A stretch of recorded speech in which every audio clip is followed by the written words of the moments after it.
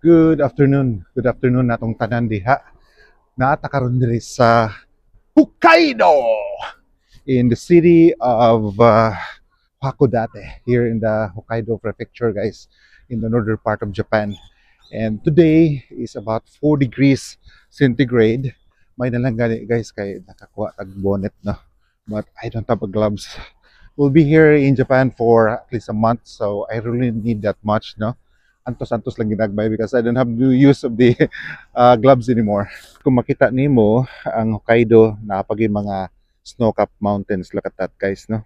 So diri sa Hakodate, wa jud ko kibalo kung unsang ilahang industry diri, but a lot of crew and other guest guys told me this city has a lot of fish, and they have a lot of restaurants that offer seafoods, guys.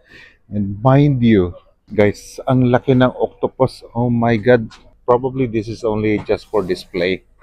Laki guys, live octopus. Mind you, dito sa northern part of Japan, guys, ang dami ng mga king crabs, no? Look at that, king crabs, guys. Akala ko yung king crabs nasa Alaska lang and part of the Kuril Islands. But look at that, guys. Ang dami ng mga king crabs, guys. Ayan ang price niya, guys, 10,800. Maybe per kilo ata yung price nito, guys. Ito naman yung mga kadalasan ng mga price dito, guys, sa mga food, no? 6,500 yen. That's about maybe $50 or so at least. Ayan, guys, maraming kumakain sa loob, guys. Din sila mga fresh fish na ganito. Alright? Look at that crab over there. Tingnan mo yung limbs, guys. Limbs.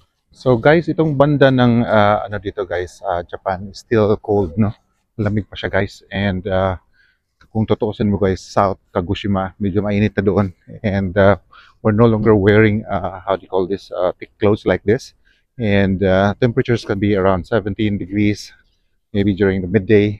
But here in the northern part of Japan, especially here in Hokkaido, could be 3 degrees in the morning, and it could be 9 degrees at noontime.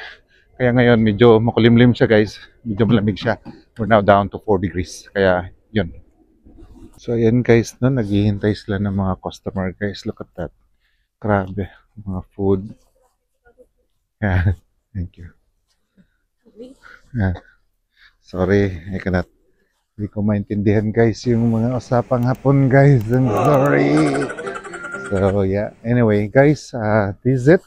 And arigato for watching this short video of Hakodate. Marami ka pang makikita dito sa city na to, guys. Kaso lang medyo outside of the city.